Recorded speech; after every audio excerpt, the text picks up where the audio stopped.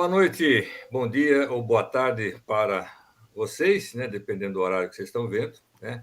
Nesse encontro de hoje, nós vamos falar de planejamento estratégico, né? Nós vamos mudar um pouquinho o nosso perfil de conversa, né? Hoje nós temos a grata presença do professor Giovan, que está conosco, o professor Alessandro também, que está conosco, e um ex-aluno do Profiap, né?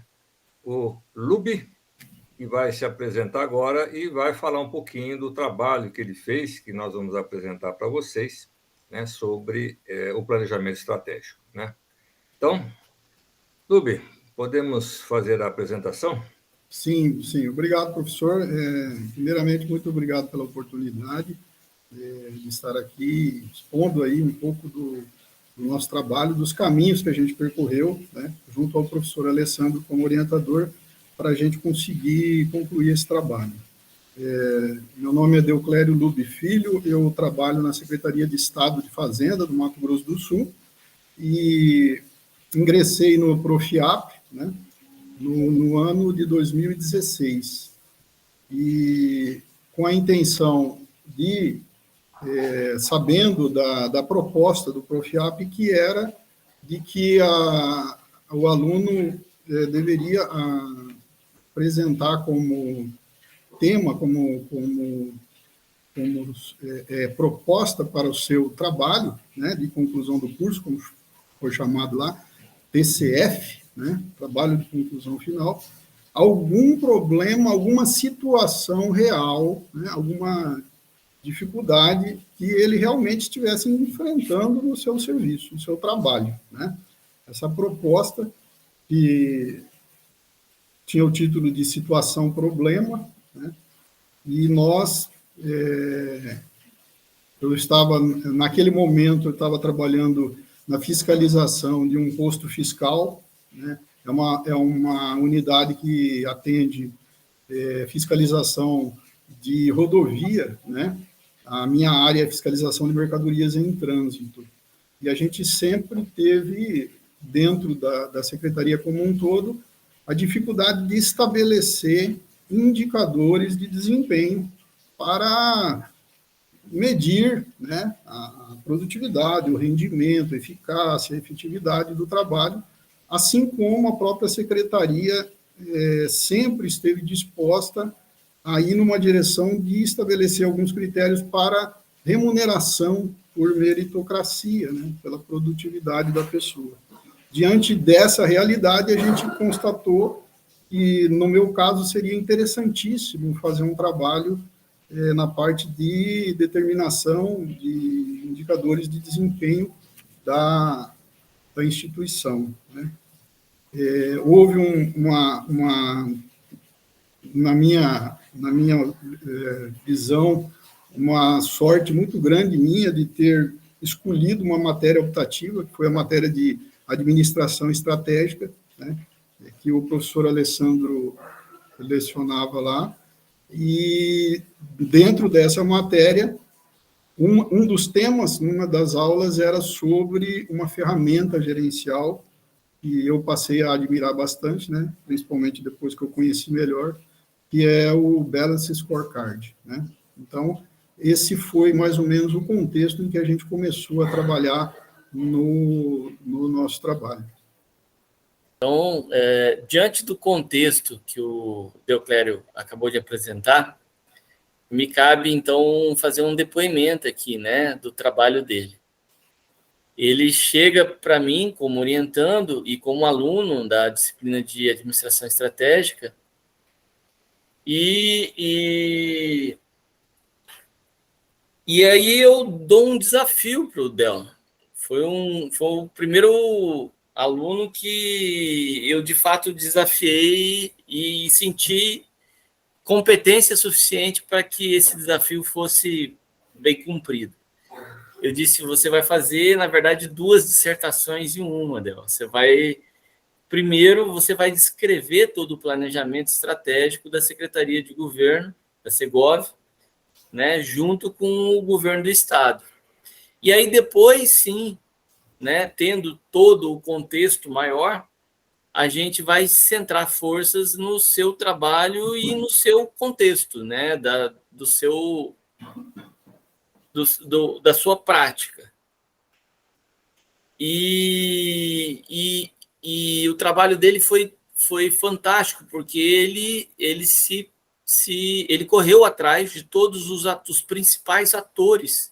Então, nesse primeiro momento, né, de descrição do planejamento estratégico do governo do Estado, ele correu atrás dos principais atores, das principais normas e da teoria, lógico, que perpassava o funcionamento desse planejamento estratégico. E você me corrige na hora que quiser, viu, Del? E esse até chegar no contrato de gestão, que provavelmente ele deve apresentar aí, que é o contrato de gestão com cada uma das secretarias, inclusive com a secretaria da qual ele faz parte, que é a Secretaria de Fazenda. E foi tão engraçado como as coisas acontecem, né? E apesar de eu ter sido professor de planejamento durante muitos anos, de ter atuado no planejamento de cooperativas de crédito, logo depois do trabalho dele, eu assumo a diretoria de planejamento aqui da universidade. E o trabalho dele foi, para mim, um aprendizado muito grande também, porque quando ele traz toda a prática e quando ele descreve todo o planejamento que foi feito lá na Segov, inclusive com os contratos de gestão, eu consegui encontrar respaldo nas discussões mais atuais que estavam sendo realizadas aqui na ProPlan, na Pró-Reitoria de Planejamento. Então, o Del foi um grande aluno, eu tenho que dizer isso, um excelente mestrando, um orientando fantástico, mas também foi um grande professor para mim, porque quando ele fez a dissertação, ele também me trouxe muitos subsídios para poder tocar os trabalhos aqui na diretoria de planejamento. Então, já de público, eu tenho que agradecer aí, porque trabalho bom é trabalho assim, né? Trabalho em que você aprende e você ensina também. A gente trocou muito informação e conhecimento durante esses 2 anos e eu tenho que agradecer. Esse depoimento é mais para agradecer mesmo tudo que você fez aí por mim, Del. Que é isso, professor. Opa! Meus agradecimentos são 1000 vezes maior, pode ter certeza disso. É isso. Então, como o professor Alessandro já contextualizou, né, nós tínhamos aí o objetivo de fazer a dissertação, como objetivo, a gente vai ver um objetivo final, de estabelecer indicadores de desempenho para a unidade em que eu trabalhava naquele momento, eu era gestor de uma unidade chamada Posto Fiscal de Fiscalização, ICMS, Mercadorias em Trânsito. E eu sabia, né, eu tinha conhecimento anteriormente de que a Secretaria de Fazenda, assim como todo o governo do Estado, tinha um planejamento estratégico já desenvolvido em gestões anteriores, né? Digamos assim, era um patrimônio já do Estado, não era de governo, né? E vagamente eu tinha informação do BSC, do Balance Scorecard, mas ele não chegava nenhuma informação até a ponta, até onde a gente estava, sobre indicadores de desempenho baseados, né, nesse planejamento estratégico. Então, quando a gente quando o professor Alessandro e eu definimos o nosso objetivo, que eram os indicadores de desempenho, veio, então, essa constatação, esse enfrentamento da realidade que uma unidade fiscal, né, de uma Secretaria de Fazenda é apenas uma célula dentro de uma corporação gigantesca, né, e muito complexa. Então, é claro que não cabe ao gestor daquela unidade, daquele setor, seja em que nível hierárquico ele esteja, tratar aquele setor, aquela unidade fiscal, ou seja, qualquer outra atividade do setor público como uma ilha, né? Como um órgão isolado, né? E sim, claro, ele teria que estar, como a gente vai ver, o termo alinhado com os objetivos estratégicos, né?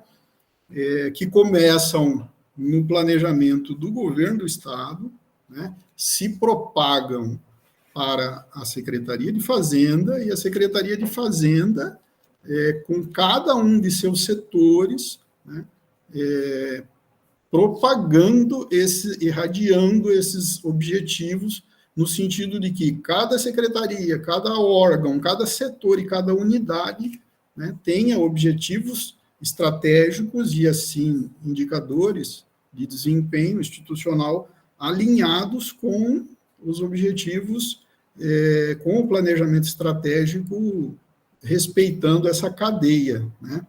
Então, o nosso trabalho teve como tema aí a gestão estratégica, com a aplicação do Balance Scorecard no setor público, né? Estabelecendo indicadores de desempenho para uma unidade orgânica da Secretaria de Fazenda. Essa unidade orgânica é um posto fiscal, um posto de fiscalização de mercadorias em trânsito, com o objetivo de fiscalizar a regularidade quanto ao cumprimento das regras do ICMS, né? Imposto sobre circulação de mercadorias e alguns outros serviços. Então, a gente estabeleceu a nossa questão de pesquisa, situação, problema, digamos assim, quais indicadores de desempenho alinham as ações operacionais da unidade orgânica pública estudada com os objetivos estratégicos do setor, né, que é digamos assim, o nível hierárquico imediatamente superior à unidade, depois o órgão, né, que seria a Secretaria de Fazenda, numa entidade que seria, no caso, o Governo do Estado. E como objetivo geral, então, propor um conjunto de indicadores de desempenho institucionais, né, para diferenciar dos demais tipos de indicadores de desempenho, equilibrado, balanceado e alinhado. A gente vai ver, né, vai recordar o que cada um desses termos, equilibrado, balanceado e alinhado, tem de significação lógica, né, dentro do estudo. Esses indicadores estariam estrategicamente alinhados, balanceados e equilibrados, né, com o setor, que no caso é a coordenadoria, que a gente vai ver, a coordenadoria de fiscalização, com o órgão Cefaz e com a entidade que seria o Estado do Mato Grosso do Sul. O nome da nossa unidade, na época que a gente trabalhava, era Base de Fiscalização Móvel Lampião Aceso, lá em Corumbá. Na verdade, ela fica no município de Ladário, e ela pertence à Secretaria de Fazenda do IMS, né? Então, como o professor Alessandro falou, para que a gente chegasse à consecução desse objetivo geral, nós definimos como degraus, né, desse objetivo, para alcançarmos esse objetivo geral, esses 3 objetivos específicos. Como o professor Alessandro falou, primeiro, descrever a evolução do modelo de governança baseado em planejamento estratégico no governo do Estado do Mato Grosso do Sul, né? Então, a gente tentou fazer da maneira mais apurada possível para expor esse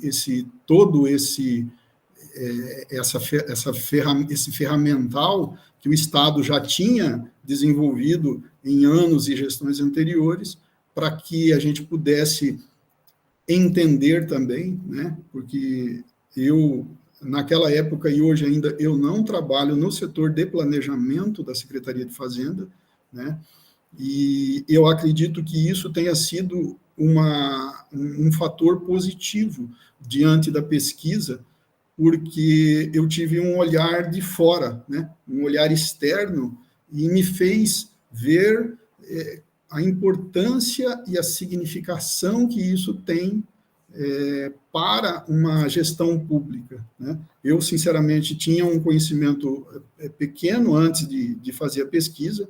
O professor Alessandro me orientou a fazer essa parte, essa contextualização, enriqueceu bastante o meu conhecimento, né, para que, inclusive, eu pudesse dar prosseguimento ao trabalho em si, que era o desenvolvimento, era a definição, digamos assim, né, de melhores indicadores de desempenho para a unidade, uma proposta, né, acadêmica para isso, né. Aí o objetivo específico segundo foi consolidar um material, então, de planejamento estratégico já existente, relacionando, aí já começando a relacionar a unidade orgânica estudada, né, para ver o que tinha em termos de governo do Estado, qual que era o ferramental, qual que era o modelo de gestão, as ferramentas que o Estado usava na Segov, que é a Secretaria de Governo, que juntamente, na época, era junto com a Secretaria de Gestão Estratégica, né, as duas trabalham lado a lado, digamos assim, e a partir, então, desses dois objetivos específicos, identificar indicadores de desempenho, causa, efeito e posicionamento na cadeia de valores, que a gente vai ver, relembrar esses conceitos, para a unidade orgânica estudada, que era a unidade posto fiscal, lá, a base de fiscalização, né, claro, os objetivos, os indicadores que mais impactem nos objetivos estratégicos do setor, né. Então, a gente alinhou primeiramente com o setor, já havia um material prévio da Coordenadoria de Fiscalização de Mercadoria em Trânsito, né, que é a coordenadoria a qual a unidade pertence, e aí a gente também já teve praticamente um norte bem mais estabelecido. Quando a gente iniciou, então, esse trabalho, né,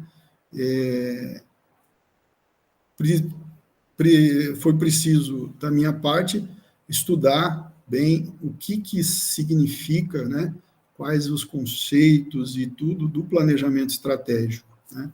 Então, o curso do Profiap, através das disciplinas, tive a oportunidade de estudar, inclusive, com o professor Giovan, o professor Aguirre, né, e o curso, né, ele vai nos preparando para isso, né. As disciplinas, claro, são muito bem escolhidas e foram, para mim, muito proveitosas, no sentido de eu aprender, né, por exemplo, essa parte de concepção do planejamento estratégico, né, começando pela análise das matrizes SWOT, da análise das partes interessadas, né, dos stakeholders, definição de missão, visão e valores. A partir daí, se definir os objetivos gerais, né, de uma instituição, de um órgão, seja de uma empresa privada, de uma empresa pública, de um setor de uma empresa privada, ou de um setor de uma empresa pública, né?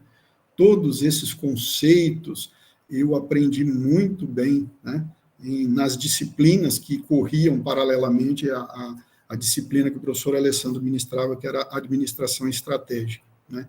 Então, diante disso, eu consegui entender, né, relembrar algumas coisas que a gente tem um conhecimento de um estudo prévio, mas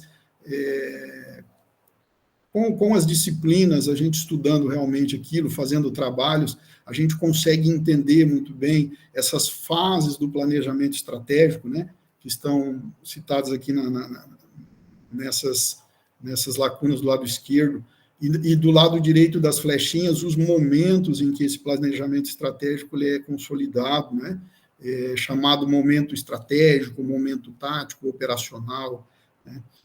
Então, na parte dos planos, vem justamente a necessidade do estabelecimento dos indicadores e metas, né. E, a partir daí, então, né, a concepção do gerenciamento de projetos, com as iniciativas, as ações estratégicas, os projetos, os processos, conforme a gente vai vendo aqui para frente, né. Então, muito importante eu ter essa imagem, digamos, aérea de todas as fases de um planejamento estratégico, para que a coisa fosse elaborada desde o começo, desde o início, dos fundamentos do planejamento estratégico, né. Então, ali eu sublinhei que justamente os objetivos específicos, digamos, dentro do planejamento estratégico, indicam a necessidade da definição de indicadores de desempenho, né? E esses indicadores de desempenho, na medida em que a gente foi estudando, na medida em que a gente foi analisando, também tivemos que fazer uma reavaliação bastante significativa, digamos assim, de quais das teorias de indicadores de desempenho, né? O que um conjunto quais as características que um conjunto de indicadores de desempenho devem ter para contemplar todas as características que se quer, que o objetivo final é que aquele setor, ou aquela empresa, ou aquele órgão preste, né, o serviço de melhor qualidade com o menor custo, né? Então, a partir daí, nós fomos à busca das teorias de indicadores de desempenho como um todo, de forma geral, que a gente apresenta também no trabalho final, e as características que a gente destaca são que os indicadores precisam ser alinhados, né, com os objetivos da organização a qual ele pertence, né, e com os objetivos, claro, da estrutura organizacional a qual ele está inserida, né. Então, principalmente no setor, numa realidade, digamos assim, complexa, que é a gestão pública, e um órgão, né, digamos assim, que está inserido dentro de um contexto de uma administração de um governo, né, de uma unidade da federação, no caso aqui o Mato Grosso do Sul, nenhuma unidade, nenhum setor, né, na verdade, nenhum servidor deve fazer alguma coisa simplesmente pela cabeça dele, né, a não ser que aquela atitude dele esteja relacionada com algum objetivo que a unidade, que o setor estabeleceu para ele, né? Então, o alinhamento dos indicadores de desempenho vem daí, né? Eu preciso ter uma consonância com toda a estrutura daquela instituição, digamos, pública que eu estou determinando, sugerindo alguns indicadores, né? O termo, a característica de indicadores serem balanceados, né, nisso daí é que essa ferramenta, Balance Scorecard, nos ajudou bastante, né? Então, quando o professor Alessandro, numa determinada aula de administração estratégica, começou a expor as teorias dessa ferramenta, digamos assim, me despertou, digamos assim, olha, essa ferramenta parece ser uma ferramenta com duas características importantes. Uma que eu sei que ela já é usada, né? Eu já tinha informação de que ela era usada no governo do estado do Mato Grosso do Sul em algum setor, em algum momento, mas eu não tinha uma informação mais apurada disso. E também, quando a gente começa a analisar melhor essa ferramenta, a gente vê que ela nos dá a oportunidade justamente de criar, de conceber um conjunto de indicadores de desempenho balanceados, né? Que a gente vai ver também esse balanceamento, digamos assim, seria uma distribuição dos indicadores de desempenho de modo a atender, digamos assim, a gente tem aqui as dimensões estratégicas que a gente vai ver no mapa estratégico, né? Os indicadores devem estar distribuídos nessas dimensões estratégicas que a gente vai ver logo em seguida no mapa estratégico, o que elas representam, né? Elas devem guardar, claro, a característica de ser, de trazer esse fenômeno da causa e efeito, né? Que, humildemente dizendo, vocês são os doutores aí em ciência, mas me parece que essa característica, esse fenômeno de causa e efeito, digamos assim, é um procedimento essencial para a ciência, né? Porque é justamente isso que a gente tenta buscar, né? Eu quero saber o que causa, quais são as causas de tal efeito para que eu possa controlar, né? Eu controlando as causas, eu controlo os efeitos, e é isso que eu quero, né?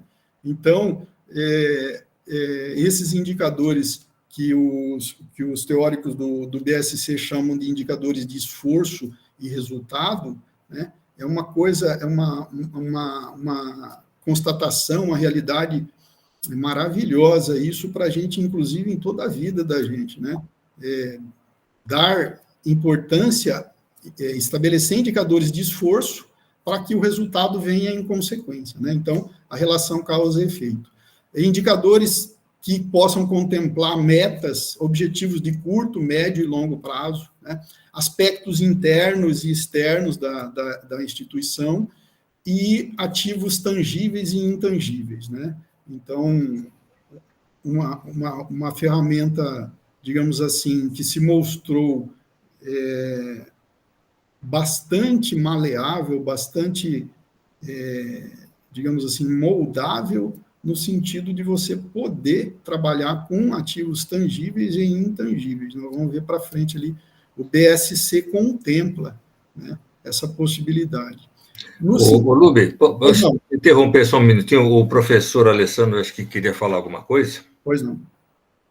Só para reforçar um pouquinho o que o Lubi falou, que existe um... Foi o Lubi que me ensinou, foi o Del, né? Eu costumo chamar ele de Del, porque nos tornamos muito amigos nesse processo. Eu gosto muito dele, ele sabe disso. Mas foi o Del que, apesar de eu já ter visto o Balance Scorecard, eu vou admitir aqui a minha ignorância em público, e apesar de eu ter trabalhado com o Balance Scorecard, visto isso, eu não tinha usado e nem tinha total noção de como fazer a pesquisa com um Balance Scorecard. E foi o Del que me trouxe esse conceito, esforço e resultado, né? Ele lembra do livrinho, ele me trouxe o livrinho, eu li o livrinho, mas eu já não acho mais esse livrinho, viu, Del? Até tem que pedir esse livrinho de novo. Pedi para ele não conseguiu achar. Mas e é por isso que eu chamei eu pedi a palavra. Esse conceito de esforço e resultado traz tanta pesquisa na área do equilíbrio, vamos falar de equilíbrio do Balance Scorecard, traz porque eu vou dizer para vocês que eu poderia continuar as pesquisas que foram iniciadas com a dissertação do Del só nisso, nas outras instituições. Tentar equilibrar os indicadores de esforço e de resultado dentro do planejamento estratégico e dentro do Balance Scorecard que estão sendo desenvolvidos nas outras instituições. Eu, inclusive, estou fazendo isso aqui na Proplan, com uma pesquisa conduzida pelo Marco, mas co-orientada por mim, e lá no Tribunal de Contas do Estado, numa pesquisa orientada por mim, mas conduzida pelo Pugliese, que é um analista lá. E isso graças a você, viu, Del? Esse conceito de esforço e resultado, para mim, é a chave. Não é a chave só de novos estudos na área do Balance Scorecard, estudos teóricos, mas de estudos empíricos, né? Focados nos planejamentos estratégicos de organizações públicas das mais diversas esferas aí, municipal, estadual e federal. Nós temos um problema de equilibrar os indicadores de esforço, né, de tendência da Universidade Federal com os indicadores de resultado. A gente não consegue ainda equilibrar esses indicadores e eu digo para vocês que em várias outras organizações isso também não acontece. Então, essa questão do balanceamento, né, dos indicadores que o Del trata aí, precisa ser muito reforçada, muito reforçada ainda nas pesquisas de planejamento estratégico daqui, de modo geral, não só do Profiap, mas das acadêmicas também. E no desenvolvimento, né, da definição das características que os indicadores deveriam respeitar, também nós encontramos essa característica de que eles devem ser equilibrados. Esse termo a gente usou para definir eles um equilíbrio no posicionamento da cadeia de valor. Depois a gente vai ver ali na frente exatamente o que quer dizer essa cadeia de valor. Na verdade, indicadores que obedeçam aos critérios de eficiência e eficácia e o resultado efetivo dos objetivos, que é a efetividade, né? Então, os conceitos de eficiência, eficácia e efetividade, eles, inclusive, são contemplados também na definição do mapa estratégico, que a gente vai ver agora, né? Então, no começo da pesquisa, então, investigando qual que era o modelo de gestão usada na administração do Mato Grosso do Sul, a gente encontrou essa realidade que a gente pode ver do lado esquerdo aqui, já um mapa estratégico, né, da administração daquela gestão, e aí a gente pode verificar aqui a partir da esquerda o mapa estratégico, né, o planejamento estratégico de um determinado período se inicia com a elaboração do mapa estratégico e, a partir dele, a elaboração do plano plurianual, do PPA, né? Mas como se chega até na eleição dos indicadores de desempenho e nos objetivos gerais ali do mapa estratégico, né? Numa seleção de indicadores e iniciativas que são transpostos para os contratos de gestão, que o professor Alessandro bem citou aí, que são contratos realmente que o governo do estado, que a administração central, faz com cada secretaria de fazenda, né? É um contrato realmente onde são consignados ali, o secretário de fazenda assina, o governador assina, dizendo, o secretário daquela pasta, daquela secretaria, se compromete a fazer durante aquele ano, a cumprir, né, a fazer aquelas entregas que são, né, obtidas a partir do começo lá da elaboração do mapa estratégico, os indicadores, etc. Esses contratos de gestão são, então, sujeitos a um monitoramento e avaliação, né? É feita uma avaliação final dos contratos de gestão no final de cada exercício, e aí são revistos, né, os indicadores e as iniciativas, né?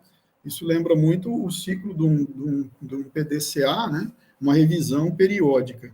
Então, a gente chegou à conclusão de que esse mapa estratégico era a ferramenta inicial, né, do planejamento estratégico, e dele vinham, né, os indicadores e iniciativas.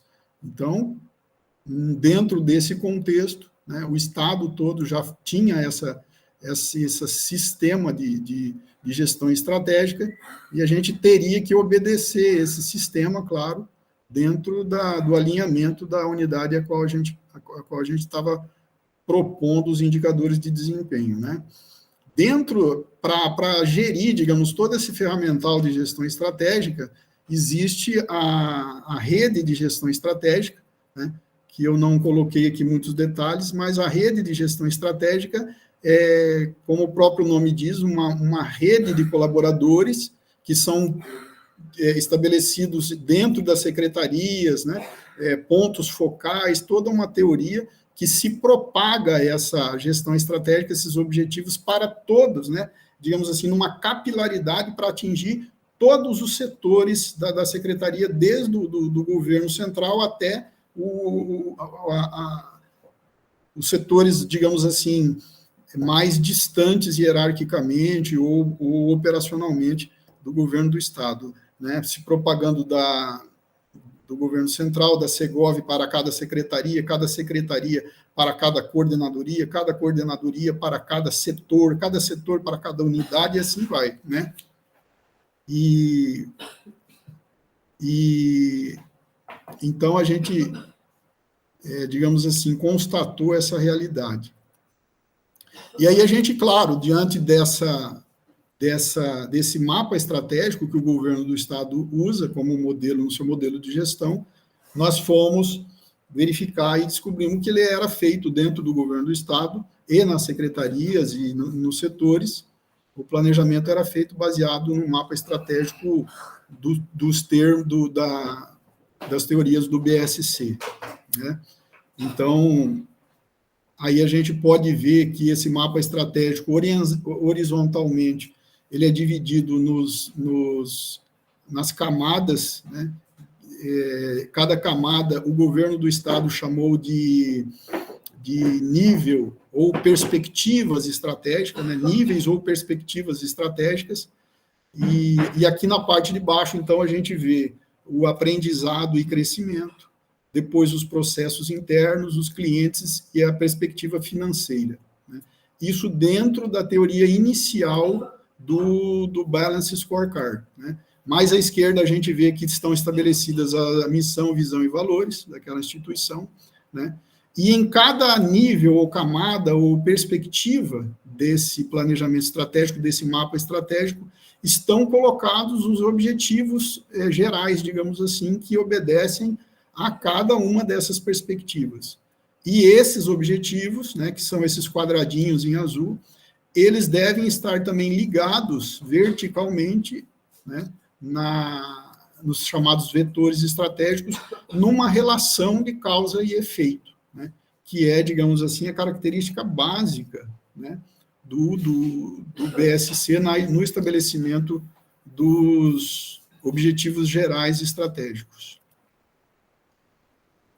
A respeito, então, do alinhamento estratégico, né, como que a gente deveria proceder para que o conjunto de indicadores estabelecido para a unidade estudada estivesse alinhado com os objetivos gerais do governo do estado, né? Então, a gente partiu do mapa estratégico do governo, então estabelecido naquela época, que era essa figura, hoje já deve ser outro, né, porque eles devem mudar isso anualmente. E a partir daí a gente denotou como funcionava mais ou menos esse alinhamento, né? Então, a partir do mapa estratégico do governo do estado, se obtém, né, num estudo também particularizado de cada órgão, de cada entidade, se obtém um mapa estratégico daquela determinada secretaria, no caso, né, que é digamos, hierarquicamente, operacionalmente abaixo do governo central. E aí, cada indicador, cada objetivo geral dentro do mapa estratégico da secretaria, digamos assim, ele pega um objetivo do mapa estratégico do Estado e transporta para um determinado ou um ou mais objetivos específicos daquela secretaria, né? E assim o procedimento vai se configurando. E, por conseguinte, o mapa estratégico da secretaria, ele projeta, né, ele propaga os objetivos gerais também para os setores, cada setor da secretaria, e assim sucessivamente, até chegar na unidade, né? Então, isso é o que caracteriza, o que se configura como um alinhamento estratégico.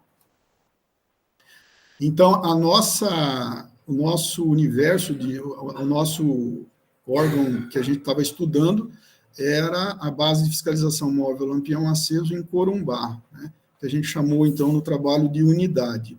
Essa unidade, ela está inserida dentro de um contexto que é a Coordenadoria de Fiscalização de Mercadoria em Trânsito, uma coordenadoria a qual ela pertence, né, que a gente chamou de setor.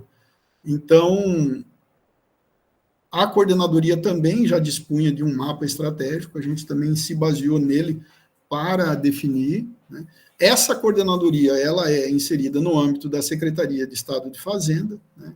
É um órgão que também, por sua vez, está inserido dentro do contexto do governo do Estado do Mato Grosso do Sul, que a gente chamou de entidade, né? Então, todos esses elementos aqui são um subconjunto do outro, e, claro, que para estabelecer qualquer objetivo, qualquer mapa estratégico, qualquer indicador de desempenho, tem que estar alinhado né, sempre com a estrutura a qual ela pertence, né?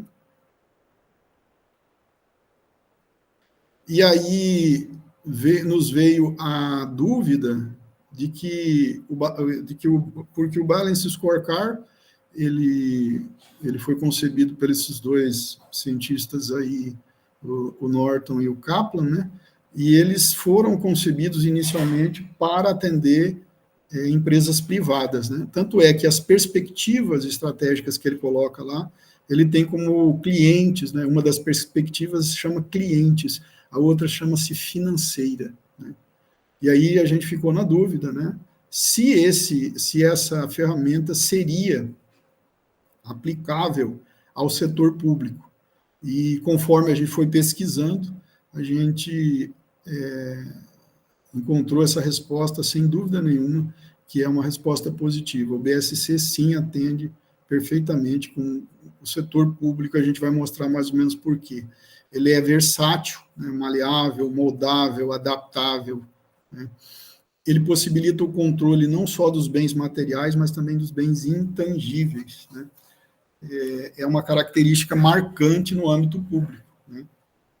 Primeiro e terceiro setores. E também, pela nossa pesquisa do estado da arte, digamos assim, e também da realidade de muitas organizações públicas pelo mundo inteiro, né? Inclusive a gente apresentou no trabalho alguns países que usaram essa ferramenta em sua gestão pública, algumas cidades, alguns estados, algumas instituições de saúde, algumas instituições de ensino, né? São experiências, claro, com aperfeiçoamentos a ser feito, mas artigos muito importantes e muito interessantes a respeito do sucesso, digamos assim, do uso dessa ferramenta para a gestão do planejamento público, né? Então, por fim, né, cabe aqui várias outras considerações, mas é só para a gente bater um papo mesmo, digamos assim, geral, né? Então, a partir do mapa estratégico que a gente viu lá, a gente pode ver que este mapa estratégico, ele já está, as perspectivas dele ali em laranjado do lado esquerdo, elas já trazem, né, alguns parâmetros voltados já para uma gestão pública, né?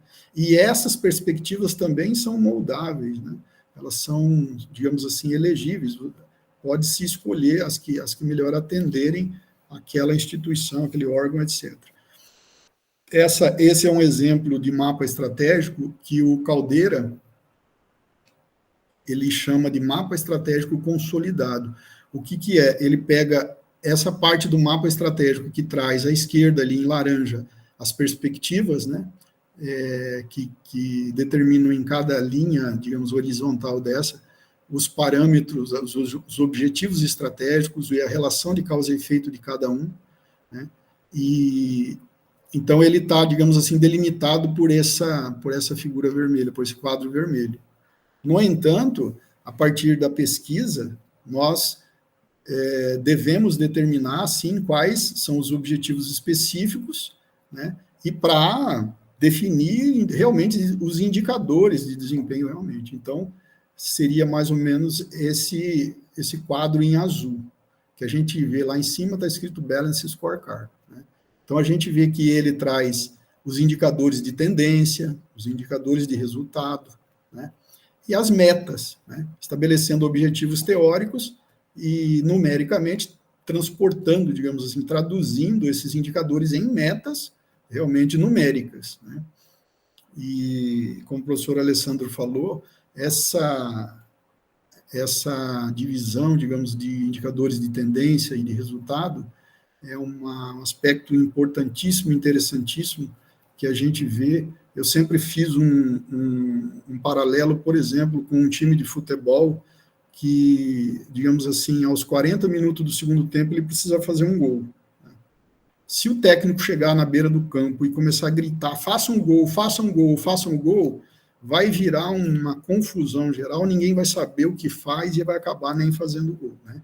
Enquanto que isso seria se voltar para um indicador de resultado, enquanto que se o técnico mantiver a cabeça fresca e indicar, fizer indicação de esforços, né, é muito mais provável que ele chegue ao resultado do gol, né? Então, ele orientar a equipe dele a, olha, lança a bola mais profundamente, lança a bola no escanteio, vai mais pelo lado esquerdo, se der chance, chute para o gol, de qualquer jeito, vamos tentar ganhar uma falta no ataque, vamos tentar ganhar um escanteio, né? Esses indicadores de tendência vão levar os jogadores, digamos assim, que são os colaboradores de uma instituição, a proceder de maneira, digamos assim, racional, buscando os esforços, né? Olha, eu não sei se vai resultar em gol isso, mas eu vou me esforçar. E para mim, me esforçar, eu preciso saber que esforço que eu tenho que fazer, né? E, digamos assim, tentar abstrair que não é realmente o gol, né? Enquanto esse gol não sair, também não deixar de correr atrás, digamos assim, dos objetivos dos indicadores de tendência, né? E claro que para saber se vai dar resultado ou não, a experiência vai contar muito, né? Então, esses indicadores devem ser revistos periodicamente para que vá se fazendo pesquisa empírica no sentido de falar, bom, esse indicador de tendência, de esforço, que eu achava que ele dava resultado, eu estou vendo que ele não é muito indicado, não, né? Então, eu vou tentar substituir por outro, ou vou tentar implementar ele, ou melhorar ele, né? Então, digamos assim, um vendedor de carros, por exemplo, né, ele vai estabelecer um indicador de tendência. Olha, eu estou precisando vender tantos carros esse mês, mas se eu tentar vender carro, eu não vou vender. Agora, se eu tentar ligar mais para os clientes, conversar, manter um bom humor melhor, atender melhor, fazer mais pesquisa, me informar melhor, e etc. e tal, ele vai, claro, a tendência né, justamente como o indicador diz, a tendência é dele chegar nos melhores resultados. A partir, então, da eleição, digamos assim, dos indicadores, aí esse quadro do lado direito, que acho que é uma cor rosa, isso aí, né, roxo, a partir de, então, dos indicadores e dos estabelecimentos das metas numéricas, né, aí se monta um portfólio das iniciativas estratégicas que realmente o que vão compor elas são os projetos e os processos, né? Tanto os processos quanto os projetos vão contemplar, digamos assim, a obtenção dessas metas baseadas nos indicadores, né? E a gente pode ver, então, também que esse quadro vermelho que eu fiz à mão aí, ele define o nível, digamos, estratégico do planejamento, né? O quadro azul, o nível tático, e o quadro rosa, o nível operacional, né? Então, mais ou menos em linhas gerais, seriam isso, professores. Aí estou à disposição aí para precisar retornar alguma tela.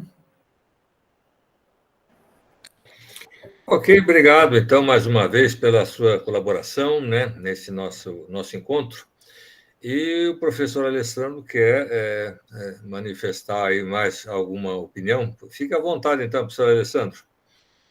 Vou pedir licença, vocês já sabem, né, que eu tenho que ir, mas eu vou também esclarecer na verdade, dar mais uma informação, né, porque todos esses conceitos apresentados pelo Del são fontes de pesquisa, né? Todos esses conceitos apresentados pelo Del têm recortes que podem ser muito bem trabalhados numa pesquisa aplicada. Mas eu particularmente levantaria dois aí, já para agendas de pesquisa, se vocês quiserem colocar isso para o final do vídeo de vocês. Um é a questão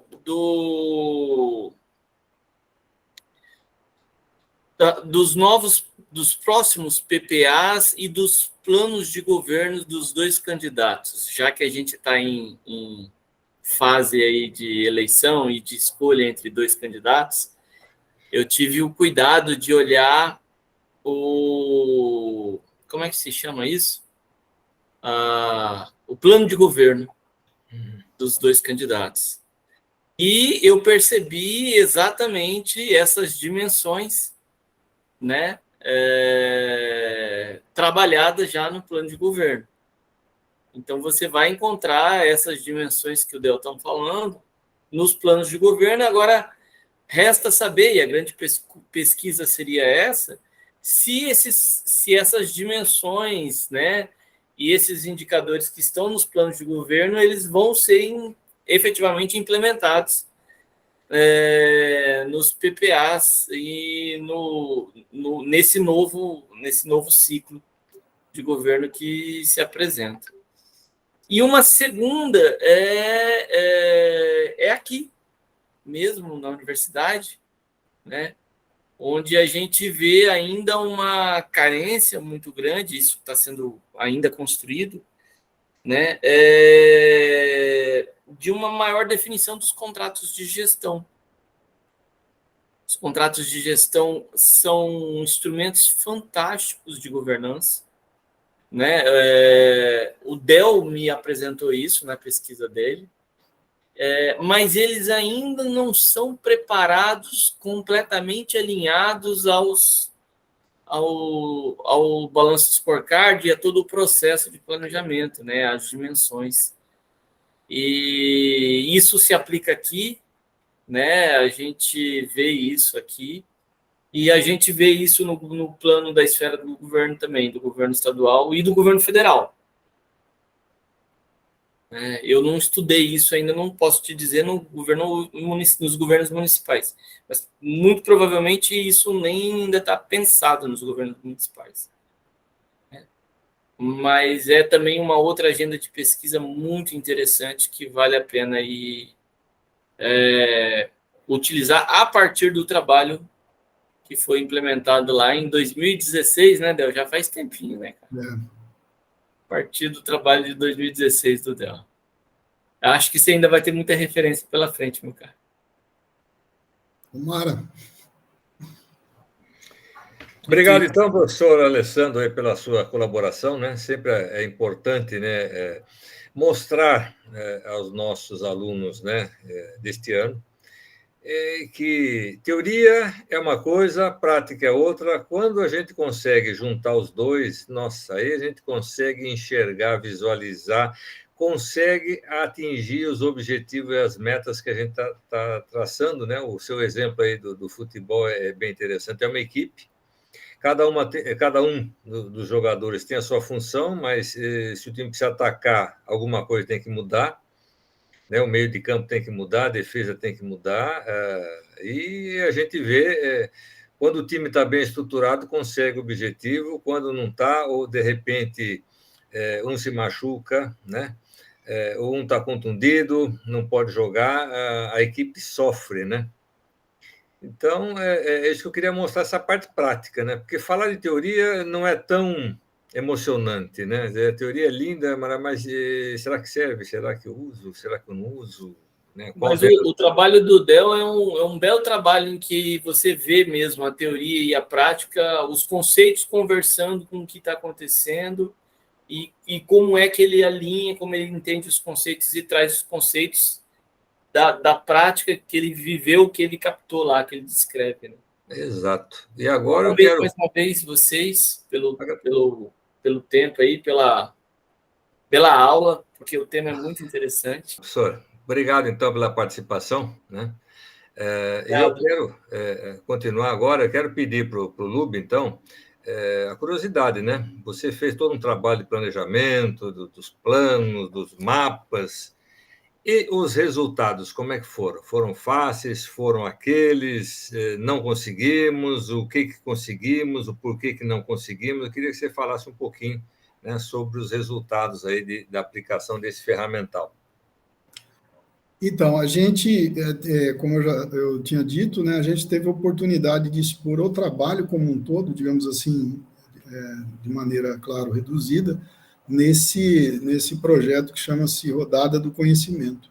E eu acredito que nessa ocasião foi a colaboração, digamos assim, mais significativa que a gente fez para a gestão, porque, inclusive, colegas que são componentes do setor de planejamento estratégico da Secretaria de Fazenda, tiveram acesso a esse trabalho, né? Inclusive, um determinado colega que, na época, era o superintendente de gestão estratégica, um colega da mesma categoria minha, ele nos deu também muito subsídio no sentido de nos prover com materiais e etc. e tal. Ele compõe ainda o governo do Estado nesse momento, a Secretaria de Governo, que caminha alinhada com a Secretaria de Gestão Estratégica, e coordena todo o sistema da rede de gestão estratégica, que é o sistema que dá a comunicação dos objetivos até o final, digamos, na ponta, né? E agora, na prática, é bastante complexo no serviço público, os professores sabem disso, né? Para você estabelecer qualquer tipo de indicador, o gestor, digamos assim, pode fazer informalmente, né? No sentido de motivar a equipe a correr atrás de metas, mas legalmente existem muitas, a burocracia, digamos assim, é grande, né? E existe muita resistência. O servidor público prefere, digamos assim, não ser cobrado, né? Não é só o servidor público, na verdade, nenhum de nós gosta de ser cobrado. Mas o servidor público, em particular, a dificuldade que tem de estabelecer metas, digamos assim, objetivos, e poder, digamos assim, de certa forma, cobrá-los, né? Ou até estabelecer um sistema de remuneração por mérito, por cumprimento de metas, é bastante complexo no setor público, né? Principalmente até em atividades que também são complexas, como é o caso dessa atividade da Secretaria de Fazenda. São muitas atividades que uma secretaria dessas tem que, digamos assim, cumprir, né? E cada setor tem uma diversidade imensa de tipos digamos assim, de atividades. Então, para estabelecer metas é muito complicado, legalmente estruturar aquilo ali. Mas eu, na época, como gestor de uma equipe, agora também como gestor de uma equipe até mais ampla do que aquela, eu procuro colocar em prática isso no sentido de motivar as equipes, estabelecendo principalmente os indicadores de esforço e divulgando resultados, né? Divulgando para eles resultados para que uma motivação venha a acontecer, né? Agora, como eu disse, eu acho que a principal colaboração desse trabalho foi a disponibilização dele justamente por uma equipe que, inclusive, o colega que é o gestor lá da unidade, do CONEMAI, o colega Esaú, auditor fiscal, digamos assim, nos contemplou com a possibilidade de apresentar esse projeto nesse evento chamado Rodada Conhecimento, e a partir daí eu acredito que ele, no mínimo, lançou uma semente em um solo bastante fértil.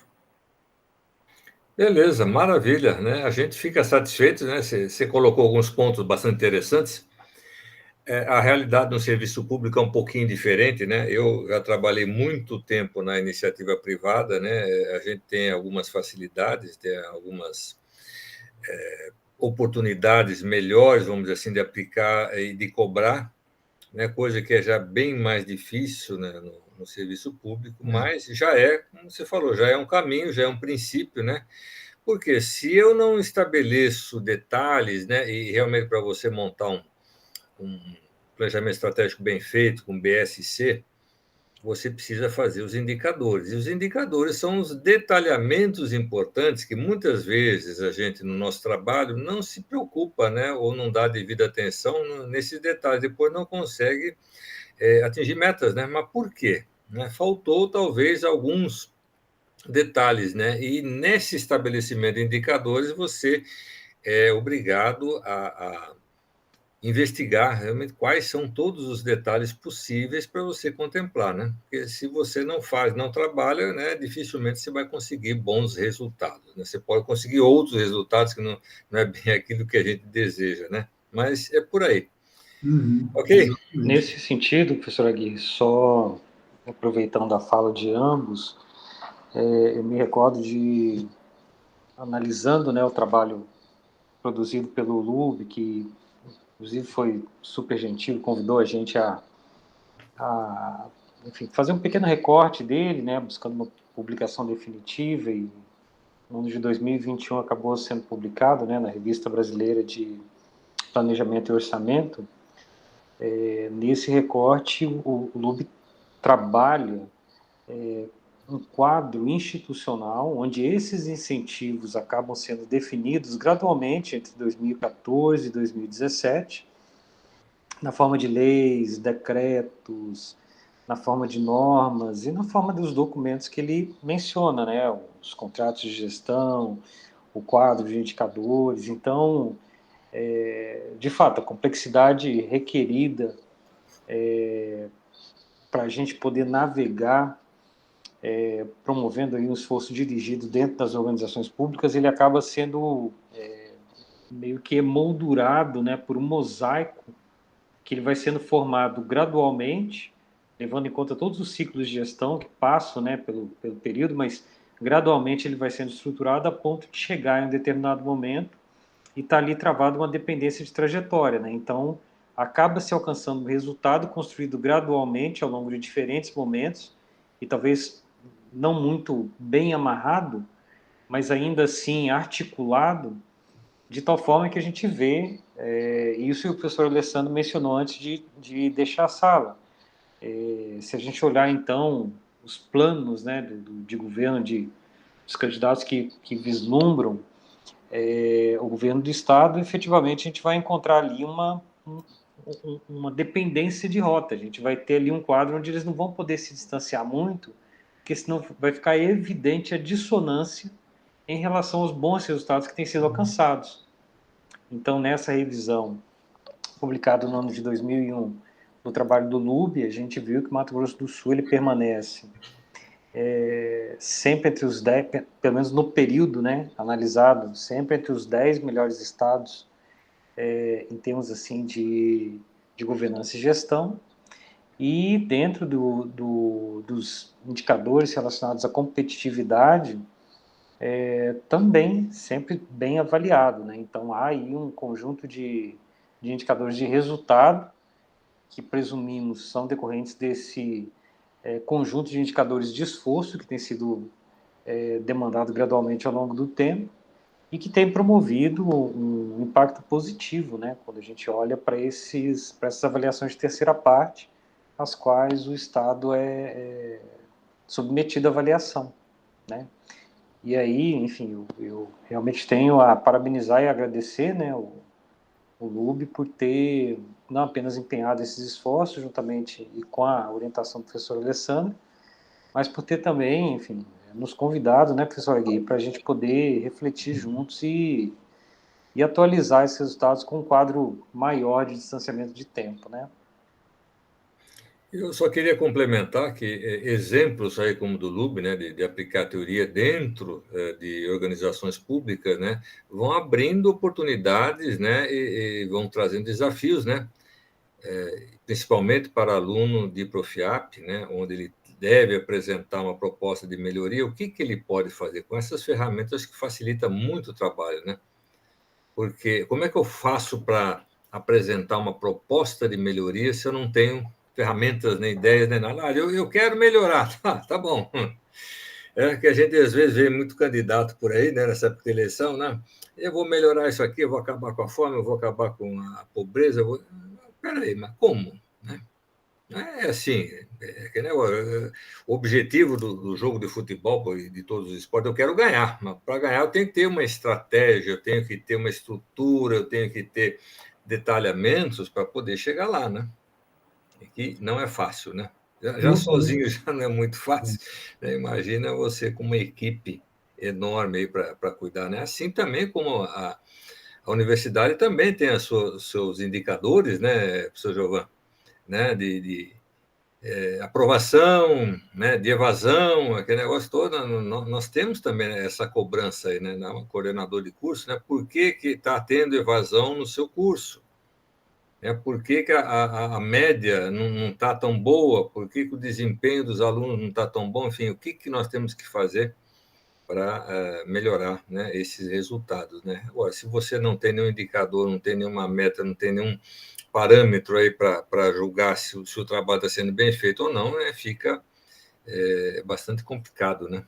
Senão praticamente impossível você trazer os resultados. Bom, eu acho que, por enquanto, é só. Quero agradecer mais uma vez, né, essa colaboração, essa disponibilidade do Lubin colaborar, né, conosco, trazendo a sua experiência, né, que mostra um pouquinho da prática, né, da aplicação da teoria que a gente coloca no Profiap, né? E isso é muito bom. Professor Giovanni, tem mais alguma consideração a fazer? Não, vou passar a palavra diretamente para o Lube, acho que ele ia se manifestar aí. Lube, por favor, encerra nossa videoaula aí com chave de ouro. Muito obrigado, professores, pelo convite de participar desse bate-papo, digamos assim, né? Mais uma vez, muito obrigado. Não há nem como eu me expressar da honra que foi para mim participar de um artigo junto com os professores e na modéstia do nosso trabalho poder até, como o professor Aguirre perguntou, qual foi a colaboração que houve desse trabalho na instituição, na Secretaria de Fazenda e no setor, né? Então, a gente tem uma visão mais ou menos, até, não sei se é uma visão completa, mas até certo ponto uma visão boa de qual pode ser a colaboração, inclusive em tempos futuros. Mas, digamos assim, no mundo científico, digamos assim, como um todo, né, eu me senti muito honrado de poder lançar também esse trabalho, esse artigo que a gente lançou juntos aí, e o professor Alessandro quer dar a continuidade numa segunda etapa, e já estamos mais ou menos trabalhando nisso daí para que a gente possa também colocar esse conhecimento modesto da gente aí digamos assim, no estado da arte. Mais uma vez, muito obrigado. Estou sempre à disposição, professores. Muito obrigado mesmo. Agradecemos, e essas, vamos dizer assim, entre aspas, essas pequenas colaborações que provocam grandes resultados, né? Um pouquinho aqui, um pouquinho ali, um pouquinho lá, vai dando uma amplitude para os nossos alunos, né? Para que eles tenham ideia melhor daquilo que a gente está colocando, né? Em termos de teoria, ok? Então, agradeço mais uma vez a todos, né? Uma boa noite. Boa noite. E até uma próxima, se Deus quiser. Tá? Até. Um abraço, obrigado. Boa noite. Tchau, tchau.